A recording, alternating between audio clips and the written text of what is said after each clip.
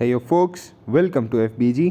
और अभी हम लोग जो बात करने वाले हैं वो है वाइटलिटी T20 ब्लास्ट का रात का मैच 11:30 बजे वाला हैम्पशायर वर्सेस सॉमरसेट के बीच में। ठीक है, अभी इससे पहले हम लोगों ने एक बात करी थी, एक और वीडियो आ रखी थी चैनल पे, अगर आपने नहीं देखी अभी तक तो देख लेना। लैंकाशायर वर्सेस वॉसेस्टरशायर के बीच की मैच की वो वीडियो थी। चलिए अभी हम आ जाते हैं वापस अपने मैच पे जो हो रहा है हैम्पशायर और सॉमरसेट के बीच में। मैच होने कहाँ वाला है, तो मैच होने वाला है द एजीएस बोल साउथहैम्पटन में। ओवरऑल पिच न्यूट्रल है, बट सूट जो ज़्यादा करती है वो पेसर्स को ज़्यादा सूट करती है। पहले बैटिंग करते हुए यहाँ पे एवरेज स्कोर है 164 का, और जो हाईएस्ट रन स्कोर चेज़ किया गया है वहाँ पे वो है 187 का। अब विकेट स्प्लिट की अगर हम बात करें तो 62.7 62 लमसम 63% कह लो, 63% विकेट जो हैं आपके वो पेसर्स ने यहाँ पे पिक किए हैं, और बाकी बचे हुए 33% जो है स्पिनर्स को मिले हैं यहाँ की पिच पे। चलिए, तो ये तो हो गई ग्राउंड की बात और पिच की बात। अब हेड टू हेड की बात करते हैं तो पिछले 11 मैचों में हैम्पशायर ने 4 जीते हैं मात्र, सॉमरसेट ने 7 मैच जीते हैं। हैम्पशायर ने 4 जीते हैं, सॉमरसेट ने 7 जीते हैं। हाईएस्ट स्कोर की बात करें तो हैम्पशायर की ओर से 208 का हाई स्कोर रहा है और सॉमरसेट की ओर से 202 का रहा है। लोएस्ट में इनका 69 रहा है, इनका 75 रहा है। अब एवरेज स्कोर की बात करें तो एवरेजली जो एवरेज स्कोर रहा है हैम्पशायर का सॉमरसेट के अगेंस्ट में वो 149 रन का रहा है, वहीं पे सॉमरसेट का 152 रन का रहा है। विकेट स्प्लिट की बात करें तो जो आपका एवरेज विकेट हैम्पशायर का गिरता है इनके अगेंस्ट में पर इनिंग वो 7.64 पे स्टैंड करता है, मतलब 8 विकेट आप कह लो, और वहीं सॉमरसेट का 7 विकेट पे रहता है, 6.5 पे। तो हैम्पशायर के ज़्यादा विकेट गिरने के चांस हैं इस प्रेडिक्शन के इस स्टैट के बेसिस पे। प्रेडिक्शन नहीं है, प्रेडिक्शन ये है कि हैम्पशायर के ज़्यादा विकेट गिरेंगे। अब स्टैट के बेसिस पे ही होता है। चलो तो चलते हैं और टीम डिस्कस करते हैं। उससे पहले एक रिक्वेस्ट आप लोगों से कि प्लीज़ चैनल को सब्सक्राइब कर लीजिए। अच्छी राइटिंग में लिख देता हूँ ना, साफ साफ समझ में आ जाए आपको ये क्या लिखा हुआ है। हाँ, अब ठीक है, सब्सक्राइब कर लीजिए। और आपने ऑलरेडी सब्सक्राइब कर रखा है हमारे चैनल को तो प्लीज़ वीडियो को लाइक कर दीजिए। और चलते हैं, अब आगे बढ़ते हैं टीम बिल्ड करने की ओर। हाँ, एक इन्फो और, ये अपना मैच अपनी लीग का नेचुरल T10 का ज़रूर कवर होएगा। CRD वर्सेस वैली हाइकर की वीडियो तुरंत इसके बाद आ ही रही है, तो हैम्पशायर वर्सेस सॉमरसेट देखने के बाद चेक करना champion reef divers versus the valley hikers CRD versus VH का मैच जो होने वाला है।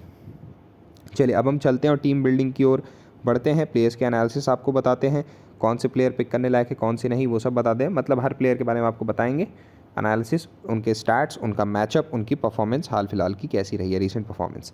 चलिए सबसे पहले हम लोग आते हैं विकेट कीपिंग सेक्शन पे। तो विकेट कीपिंग सेक्शन में हमको 2 ऑप्शन दिख रहे हैं जो आज के प्रोबेबल लाइनअप में होने वाले हैं, पिछला मैच भी खेले हैं। वो हैं बेन मैकडर्मट और आपके दूसरे हैं न्यूरिन डोनाल्ड।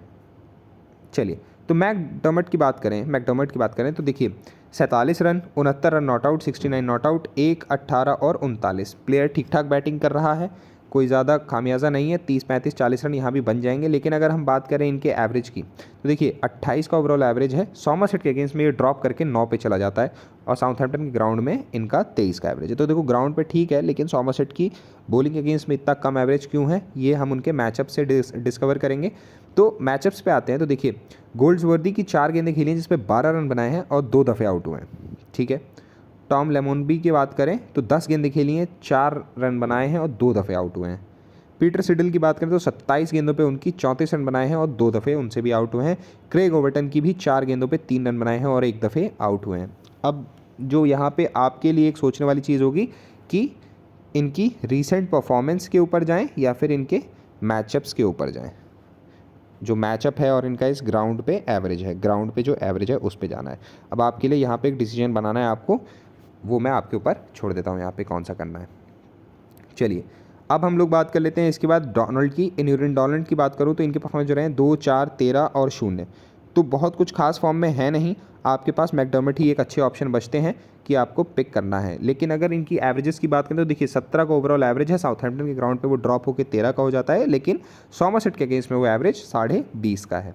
अब ये चीज़ आप ध्यान में रखेंगे। अगर इनके मैचअप्स की बात करूँ तो जॉश डेवी की 1 गेंद खेली है जिसपे वो आउट हो गए थे, और टैम लेमोनबी की 6 गेंदों में एक दफ़े भी आउट नहीं हुए हैं, 1 ही रन बनाया लेकिन।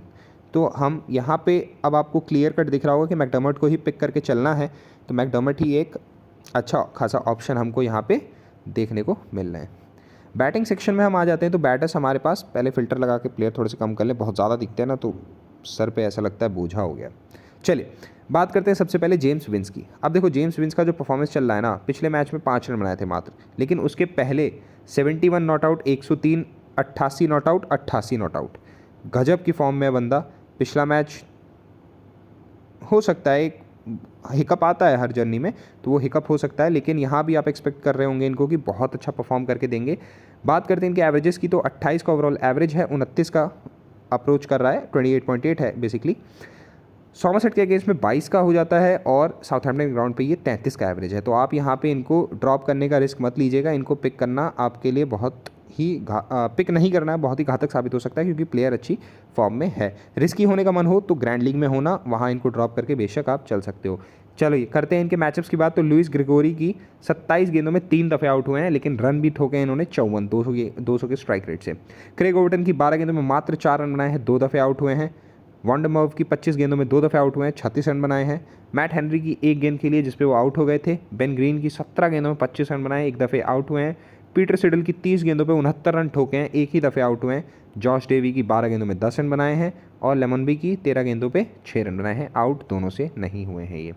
यहाँ पे आप इनको पिक करके चलेंगे, यहाँ पे इनको ड्रॉप करने का जो है सवाल नहीं उठता है बिल्कुल भी। एक अच्छा खासा आपके लिए ऑप्शन ये है। चलिए नेक्स्ट हम चलते हैं। तो नेक्स्ट हमारे पास टोबी एल्बर्ट हैं। टोबी एल्बर्ट की जो परफॉर्मेंसेस रही हैं बैट से, वो 32 और 38 रन की रही हैं। पिछले 5 मैचों में 2 ही दफ़े बल्लेबाजी करने का इनको सौभाग्य प्राप्त हुआ है। तो ऐसा सौभाग्य दोबारा प्राप्त होगा, इसकी थोड़ी सी आशंका इस मैच में है, क्योंकि जो एवरेज विकेट पर इनिंग बताया था आपको इससे पहले, वहाँ पे आपने देखा होगा 7 और 8 का आ रहा था, आई गेस 6 और 7 का आ रहा था। तो वो चीज़ आप गौरतलब करेंगे यहाँ पे, और टोबी एल्बर्ट को आप पिक कर सकते हैं बेशक। देखो 30-32 रन तो बना के दे ही रहा है ना आपको बंदा, उससे कम तो नहीं दे रहा है। तो यहाँ पे आप पिक कर सकते हैं इनको, अगर आपको ऐसा फील आ रहा हो तो। चलिए मैचअप्स की बात कर लूँ अगर मैं टोबी एल्बर्ट के, तो इनका मैचअप कुछ ज़्यादा प्लेयरों के साथ बन नहीं रहा है। जॉश डेवी की 5 गेंदें खेली हैं जिसमें 4 रन बनाए हैं मात्र और 1 दफ़े आउट हुए हैं। बेन ग्रीन की 5 गेंदों में 1 दफ़े आउट हुए हैं और क्रेग ओवर्टन की भी 6 गेंदों में 1 दफ़े आउट हुए हैं। रन किसी के भी खिलाफ ऐसा नहीं कि बहुत ज़्यादा बनाए हैं। सबसे ज़्यादा राइट आर्म फास्ट के अगेंस्ट में डिसमिसल है इनका, तो राइट आर्म फास्ट बॉलर सामने की तरफ से घातक हो सकते हैं आपके लिए। जो वेदरली की बात कर लेता हूँ मैं अगली, तो 8 रन, 29 रन, 9 रन और 6 रन, कुछ खास फॉर्म में है नहीं। एसेक्स के अगेंस्ट में 29 रन ज़रूर बनाए थे, लेकिन वही उनका बेस्ट परफॉर्मेंस था। 42 पॉइंट्स दिए थे इन्होंने, 42 फैंटेसी पॉइंट्स दिए थे ड्रीम 11 वगैरह में। तो आप इनको ड्रॉप करके चल सकते हैं, लेकिन एक चीज़ आते हैं हम अपने दूसरे चेक पे जो होता है हमारा एवरेजेस का। तो 22 का एवरेज है ओवरऑल, 23 का इनका सॉमरसेट के अगेंस्ट में और साउथहैम्पटन का अगेंस्ट में, साउथहैम्पटन के ग्राउंड पे वो 22.32 का ही रहता है। ओवरऑल इनके ओवरऑल एवरेज से दोनों ज़्यादा ही हैं। तो यहाँ पे एक चेक हमारा दूसरा पार होता है। 19 दफ़े राइट आर्म फास्ट बॉलर्स ने इनको आउट किया है, और जो वेदरली को लुइस ग्रेगोरी ने 7 गेंदों में 2 बार आउट किया है। गोल्ड्सवर्दी ने 24 गेंदों में 2 बार आउट किया, 27 रन भी दिए हैं। लेकिन मैट हेनरी ने अपनी 7 गेंदों में 1 बार आउट किया, पीटर सिडल ने 9 गेंदों में 1 बार आउट किया, लेमनवी ने 6 गेंदों में आउट नहीं किया, 11 रन देकर। जॉश डेवी की 17 गेंदों पे 26 रन बनाए इन्होंने। बेन ग्रीन की 17 पे 21 बनाए हैं। क्रेग ओवर्टन की 14 गेंदों पे मात्र 13 रन बनाए, लेकिन अपना विकेट नहीं खोया उनको। और वैंडमर्व की 39 गेंदों में 54 रन ठोके इधर ने। तो एक जो वेदरली जो है ना आपकी एक ट्रम्प पिक बन सकते हैं यहाँ पे, क्योंकि अच्छी खासी बैटिंग कर लेंगे ये। सॉरी, जो वेदरली नहीं, टॉबी एल्बर्ट एक अच्छा खासा टर्म बन सकते हैं। जो वेदरली को पिक करना ना तो बहुत ज़्यादा रिस्की हो जाएगा, क्योंकि उस तरह की फॉर्म में बंदा नहीं है जैसी फॉर्म हम लोग सोच रहे हैं। चलिए नेक्स्ट हम लोग बात करते हैं रॉस वाइटली की। तो रॉस वाइटली का जो परफॉर्मेंस रहा है, 28 रन नॉट आउट रहे हैं पिछले मैच में, लेकिन उससे पहले बल्लेबाजी का मौका नहीं मिला। 1 रन, 3 रन और बल्लेबाजी का मौका नहीं मिला इनको पिछले 5 मैचों में, 3 दफ़े ऐसा हुआ है। ओवर ज़रूर डाला था इन्होंने मिडलसेक्स के अगेंस्ट में, 1 ओवर डाला था जिसमें 13 रन पड़े थे। तो एक्सपेक्टेशन नहीं है कि गेंदबाजी इनको मिलेगी, क्योंकि पिछले 4 मैच से तो नहीं मिल रही है, उसके पहले भी मिली थी तो क्या 1 ही ओवर मिला था। तो कुछ खास ऐसा है नहीं कि इनको यहाँ पे बल्लेबाजी का मौका मिलेगा। तो आप यहाँ पे क्या कर सकते हैं, टोबी एल्बर्ट को पिक करके चल सकते हैं। मैं सोच रहा हूँ इनको टीम में रखने के फेवर में हूँ थोड़ा, लेकिन आगे देखते हैं कि कैसा हमारा रहता है हिसाब किताब, उस बेसिस पे डिस्कस करेंगे। चलिए चलते हैं अगला, लियाम डॉसन के बारे में बात करते हैं। 3 रन बनाए थे नॉट आउट, 19 रन बनाए थे। बल्लेबाजी का मौका बहुत ज़्यादा आता नहीं, लोअर डाउन द ऑर्डर आते हैं। गेंदबाजी से बंदा जो है अच्छी खासी परफॉर्मेंस कर रहा है। पिछले मैच में 4 ओवर में 34 रन देकर 1 विकेट लिया था। उससे पहले 4 ओवर में 18 रन 2 विकेट, 4 ओवर में 21 रन 4 विकेट, 4 ओवर में 18 रन 2 विकेट। मिडलसेक्स के अगेंस्ट में जो मैच था उसमें कोई विकेट नहीं पाया था, तो वो एक थोड़ा सा इनके अगेंस्ट में पॉइंट चला जाता है कि इनको पिक करें या ना करें, लेकिन उतना काफ़ी नहीं है इनको ड्रॉप करने के लिए। अच्छा खासा यहाँ पे आप फैंटेसी पॉइंट्स इनसे एक्सपेक्ट कर सकते हैं। चलिए आगे हम लोग आ जाते हैं, बॉलिंग सेक्शन में आ गए हैं। तो बॉलिंग सेक्शन में अगर हम बात करें तो यहाँ पे सबसे पहले हमारे पास जो ऑप्शन आते हैं वो हैं नेथन इलिस। नेथन इलिस की बात करें तो पिछले 5 मैचों में देखिए 4 ओवर में 26 रन 1 विकेट, 3 ओवर में 23 रन कोई विकेट नहीं, 2.1 ओवर में 10 रन और 3 विकेट, 3.5 ओवर में 46 रन कोई विकेट नहीं और 4 ओवर में 24 रन 2 विकेट। तो इक्का दुक्का विकेट बंदा निकाल सकता है, कैपेबिलिटी है, लेकिन थोड़ा थोड़ा स्ट्रगल कर रहे हैं किसी किसी टीम के अगेंस्ट में, बहुत ज़्यादा फैंटेसी पॉइंट बना के नहीं दे रहे हैं आपको। 39 अब 64 2 विकेट जिसमें लिए थे उसमें 64 ही बने थे बस, 3 विकेट जिसमें लिए थे उसमें हाँ ज़रूर 105 पॉइंट बन गए थे। तो आप यहाँ पे एक्सपेक्ट कर सकते हैं इनको कि कुछ दे दें आपको, लेकिन उससे पहले आपको बाकी के जो है प्लेयर्स की परफॉर्मेंस देखनी होगी। अगर इनके एवरेजेस की बात करें तो देखो 1.16 विकेट पर इनिंग एवरेज करते हैं, सॉमरसेट के अगेंस्ट में वो 1.5 का हो जाता है और साउथहैम्पटन के ग्राउंड में वो 0.89 का ही है मात्र। इसके बाद हमारे पास जो ऑप्शन है वो है क्रिस वुड का। तो क्रिस वुड का देखिए जो बल्लेबाजी भी की थी उन्होंने पिछले मैच में 31 रन बनाए थे 21 गेंदों में, और उससे पहले 3 गेंद में 6 रन नॉट आउट रहे थे। गेंदबाजी से बात करें तो 4 ओवर में 32 रन 1 विकेट, 3 ओवर में 32 रन 1 विकेट, 2 ओवर में 18 रन कोई विकेट नहीं, 4 ओवर में 26 रन 1 विकेट और 4 ओवर में 1 गेंद कम डाली थी 29 रन 2 विकेट। तो ठीक ठाक परफॉर्मेंस करके दे रहा है बंदा, इसलिए मैं इनको पिक करूंगा, ये मेरी पिक रहेंगे। देखो मैं कंसिस्टेंसी पे ज़्यादा जाता हूँ कि मेरे को ये प्लेयर्स पॉइंट बना के दे जाएंगे इस मैच में। ओवरऑल स्मॉल लीग में क्या है, आपको ऐसा पिक करना है थोड़े सेफ भी रहे, बहुत ज़्यादा रिस्की भी ना हो जाए कि आप एक तरफा हारने लग जाओ, और आपको उसी टाइम पे पॉइंट्स भी मैक्सिमाइज़ करने रहते हैं। तो आप ऐसे ऐसे सोर्स खोज लेते हो या खोजने की कोशिश करते हो जहाँ से आपको पॉइंट आने की उम्मीद होती है कि आएगा ही आएगा। चलिए अभी क्रिस वुड को अभी के लिए सेलेक्ट कर रखा है, ड्रॉप भी कर सकते हैं, लेकिन उसके पहले बाकी जो 2 प्रोबेबल प्लेयर्स हैं उनके बारे में बात कर लेते हैं हम लोग। तो स्कॉट क्यूरी हैं हमारे अगले। स्कॉट क्यूरी का हिसाब किताब क्या रहा है, देखो पिछले 3 मैचों में विकेट उठाए हैं इन्होंने, गेंद बल्लेबाजी का मौका भी मिला है लेकिन 1 या 2 गेंद ही खेलने को मिली है। तो 4 ओवर में 33 रन 1 विकेट, 4 ओवर में 25 रन 2 विकेट, 3 ओवर में 23 रन 3 विकेट, 2 ओवर में 18 रन कोई विकेट नहीं, 3 ओवर में 29 रन 1 विकेट। तो ये देखो स्कॉट क्यूरी से भी आप यहाँ पे 1-2 विकेट की उम्मीद बिल्कुल कर सकते हो। तो वही चीज़ है, अब आप क्रिस वुड को पिक कर लो या स्कॉट क्यूरी को पिक कर लो, वो आपकी मनोभावना के ऊपर है कि आप किसकी तरफ ज़्यादा रुझान अपना दिखाते हैं।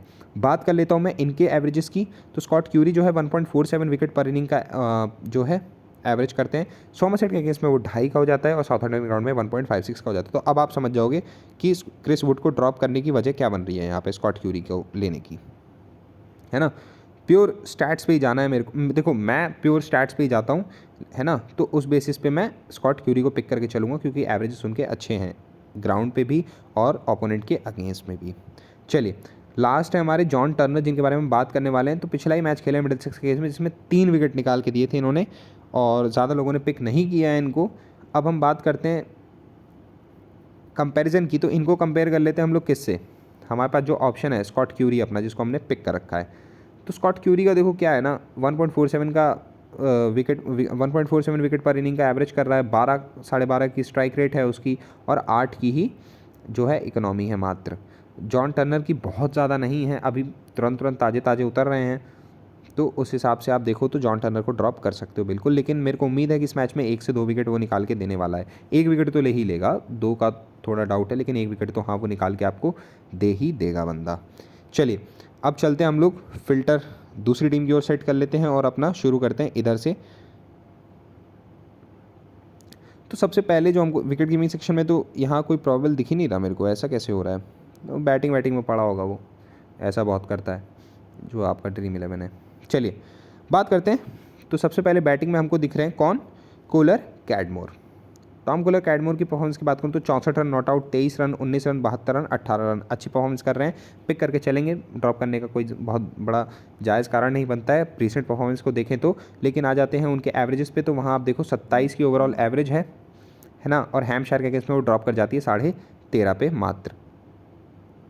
राइट आर्म फास्ट बॉलर ने 53% टाइम्स इनको आउट किया है, 24 बार विकेट गिराया है, और वरना लेग स्पिन के अगेंस्ट में इनके ज़्यादा विकेट गिरते हैं। तो लेग स्पिन और राइट आर्म फास्ट बॉलर से आप इनको थोड़ा सा वेरी होना पड़ेगा, हो सकता है कि वो इनका जो किला है उसको गिरा दें। चलिए आगे आते हैं हम, और हमारे पास अगले जो ऑप्शन आते हैं वो है टॉम अबेल। टॉम अबेल की बात करूँ 25 नॉट आउट, 11, 22, 42, 9, कुछ ज़्यादा खास परफॉर्मेंस रहा नहीं है over the period of time. Averages की बात करूँ तो 25 का ओवरऑल एवरेज है, ड्रॉप होता है 22.6 पे हैम्पशायर के अगेंस्ट में, और ड्रॉप हो जाता है 19.5 पे आ जाता है साउथहैम्पटन के अगेंस्ट में। तो ना ग्राउंड पे भी उनका ओवरऑल से डिटोरिएट हो रहा है और ओपोनेंट के अगेंस्ट भी डिटोरिएट हो रहा है। तो दो जो है हमारे 3 में से जो 3 चेक होते हैं हमारे, उसमें से 2 में ऑलरेडी फेल कर चुके हैं।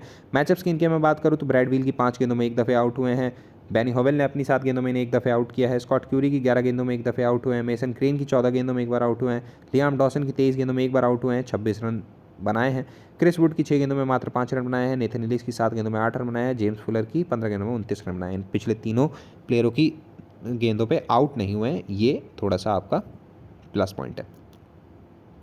देखो अब हम आ जाते हैं लेमन बी पे। लेमन बी जो आपको याद होंगे कि बहुत लोगों के मैचअप्स में आए थे, विकेट उनके ढाए थे इन्होंने, तो हो सकता है गेंदबाजी मिल जाए, एक ट्रिक ऑफ द ट्रेड कर दे यहाँ पे सोमरसेट की टीम। बल्लेबाजी से उतना ज़्यादा खास नहीं है, केंट के अगेंस्ट में परफॉर्मेंस आया था, 31 रन बनाए थे, 31 गेंदों में 34 रन बनाए थे, बाकी उतनी ज़्यादा बल्लेबाजी करी नहीं है इन्होंने अभी इस सीरीज़ में। तो हो सकता है कि इस मैच में भी वो जो है सुख की प्राप्ति इन्हें ना हो। बात करें देखो एवरेजेस की तो 16 का ओवरऑल एवरेज है, 13 का ड्रॉप हो जाता है, ड्रॉप होकर 13 का हो जाता है हैम्पशायर के अगेंस्ट में, लेकिन 19 का है साउथहैम्पटन के ग्राउंड में। तो हो सकता है कि कुछ एक रन बना जाए यहाँ पे। लेग स्पिन और राइट आर्म फास्ट के अगेंस्ट में इनके सबसे ज़्यादा डिसमिसल्स हुए हैं, तो वो चीज़ आपको ध्यान में रखनी होगी।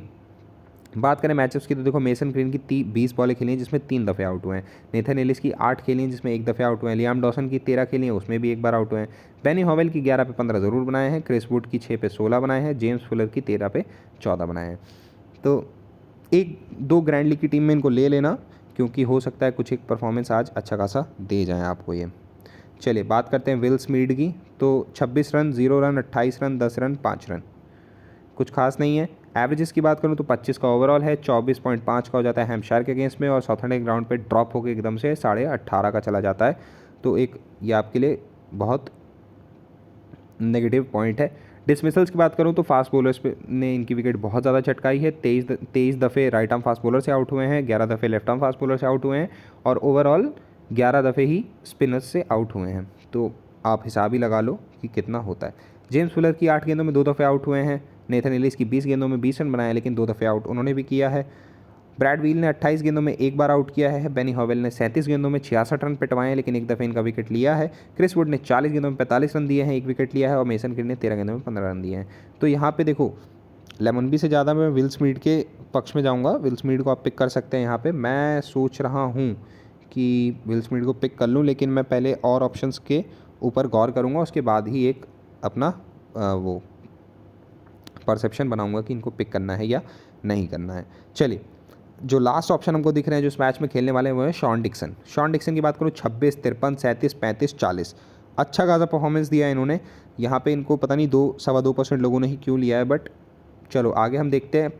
परफॉर्मेंस की बात करते हैं तो एवरेज जो है 22.5 का है इनका ओवरऑल।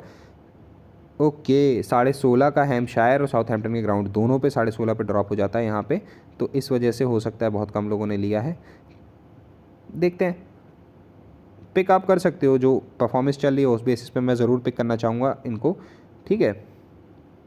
आखिरकार एवरेज पे 50 पॉइंट आपको दे के जा रहा है बंदा, तो क्या ही गलत कर रहा है यार।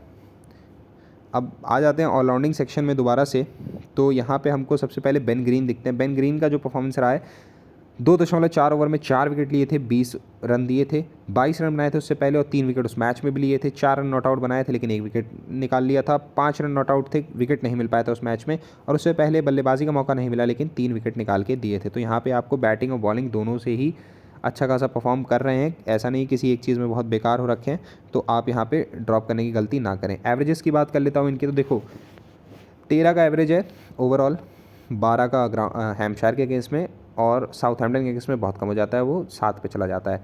लेकिन वहीं बॉलिंग एवरेजेस की बात करूँ यानी विकेट पर इनिंग की, तो 1.31 का ओवरऑल है, 1.4114 का हैम्पशायर के अगेंस्ट में और 1 साउथहैम्पटन के अगेंस्ट में, तो 1 विकेट की जो है इनकी प्रोबेबिलिटी बहुत हाई है निकालने की, और 10-12 रन बैटिंग आती है तो बनाने की है, तो वही 50-50 के पॉइंट आसपास बन ही जाने हैं इनके। चलिए मैचअप की अगर मैं बात करूँ इनकी, तो बेन ग्रीन का क्रिस वुड के साथ मैचअप है, 13 गेंदों में 27 रन बनाए हैं उनकी, लेकिन आउट भी 1 बार हुए हैं बस, और मेसन ग्रीन की 7 गेंदों में 6 रन बनाए हैं, तो वो कुछ खास मतलब रखती नहीं है आपके लिए गौर करने के लिए। उसके बाद हमारे पास आते हैं लुइस ग्रेगरी। तो इनका जो रहा है देखिए 13 रन 11 रन 6 रन, बल्लेबाजी से बहुत ज़्यादा खास किया नहीं है, लेकिन गेंदबाजी से एक मैच नहीं निकलने देते जिसमें विकेट ना निकाल रहे हो। 2 ओवर में 15 रन 1 विकेट, 3 ओवर में 17 रन 2 विकेट, 3 ओवर में 14 रन 2 विकेट, 2 ओवर में 12 रन 1 विकेट, 3 ओवर में 13 रन 2 विकेट। हर मैच में विकेट निकाल के दे रहे हैं आपको, और यहाँ पे इनको पिक ना करने की ऐसी कोई खास वजह समझ में नहीं आती है। थोड़ा सा ग्राफ नीचे की तरफ बढ़ा है इनका, पॉइंट कम हुए हैं जो ओवरऑल दे रहे थे उससे, लेकिन ठीक है, आप यहाँ पे उम्मीद कर सकते हैं। अब मैं बात करता हूँ इनके एवरेजेस की। तो देखो 15.5 का लमसम इनका ओवरऑल एवरेज है, जो 14 पे चला 13.5 पे चला जाता है हैम्पशायर के केस में, और 9 पे चला जाता है साउथहैम्पटन के केस में। वहीं पे बॉलिंग एवरेज की बात करूँ तो 1.04 का इनका ओवरऑल विकेट पर इनिंग का एवरेज है, 1.14 का हो जाता है हैम्पशायर के केस में, और साउथहैम्पटन के केस में वो साउथहैम्पटन के ग्राउंड पर वो 1.5 का हो जाता है। तो आप यहाँ पर इनको ड्रॉप नहीं करेंगे, मैं तो बिल्कुल नहीं करने वाला, आप देख लो यार, मेरी मानो तो मत ही करना। बेन ग्रीन को करना है तो कर लेना, ग्रेगरी को मत करना।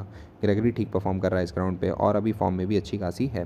क्रेग ओटन की बात करता हूँ तो देखो 2 रन बनाए थे, बल्लेबाजी में एक ही दफ़े मौका मिला था, लेकिन गेंदबाजी से क्या परफॉर्मेंस रहा है। 4 ओवर में 15 रन कोई विकेट नहीं, 3 ओवर में 24 रन 1 विकेट, 3 ओवर में 33 रन 2 विकेट, 4 ओवर में 8 रन 3 विकेट, 3 ओवर में 26 रन 1 विकेट। 8 सवा 8 से ऊपर का इकनॉमी रह नहीं रहा है बंदे का, एक अच्छी खासी बॉलिंग कर रहा है, विकेट निकाल के दे रहा है, तो यहाँ पे हो सकता है कि आपको एक विकेट निकाल के दे जाए ये बंदा। बात करते हैं एवरेजेस की, तो देखो 1.01 का है इनका ओवरऑल, 1.67 का हो जाता है ये हैम्पशायर के केस में, और साउथहैम्पटन के केस में 2 का हो जाता है। मैं क्या कर रहा हूँ यहाँ पे क्रेग ओवर्टन को पिक करूँगा, क्यों? क्योंकि एवरेजेस मेरे को ये कह रही हैं कि ग्रेगरी और ओवर्टन ज़्यादा बेटर परफॉर्म करने वाले हैं as compare to Ben green.